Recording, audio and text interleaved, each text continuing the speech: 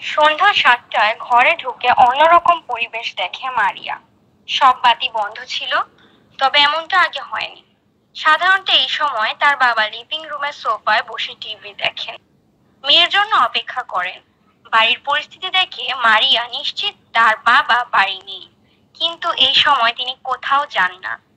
লাইটের switch on করে মারিয়া। আর চায়ের কাপটা থেকে এখনো গরম ধোঁয়া উঠছে, অর্থাৎ সে একটু আগেও বাড়িতে ছিল। ব্যাগটা সোফার ওপর রেখে বাবার নাম্বারে ফোন দিতে চোখে পড়ে টি টেবিলে। ফোনটা টেবিলের ওপর পড়ে আছে, তার নিচে একটা কাগজে লেখা একটা নাম্বার। কৌতূহলে সে ফোন দিল নাম্বারটিতে। কে ম্যাডাম, আপনার বাবাকে খুঁজছেন? আপনি কিভাবে জানলেন? কি বলছেন? আমাদের কাছে আছে আর আমরা জানবো না? লোকটাকে জীবিত ফেরত পেতে চাইলে পুলিশকে জানাবেন না।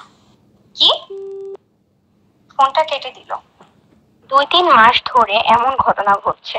বাড়ির একজনকে আটক রেখে টাকা চাচ্ছে। সময়মতো টাকা না দিতে পারলে পুলিশদের জানালে মৃত লাশ ফিরছে ঘরে। মারিয়ার মা মারা গেছে 3 বছর আগে।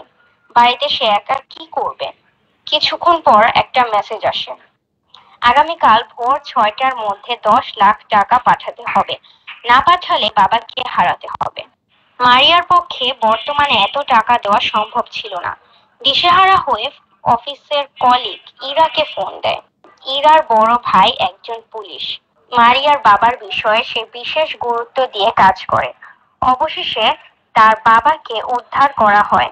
তিনি বললেন, আমি শুনতে পাই কেউ দরজার করানো আছে।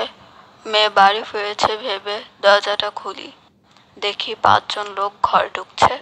এরপর আর কিছুই মনে নেই।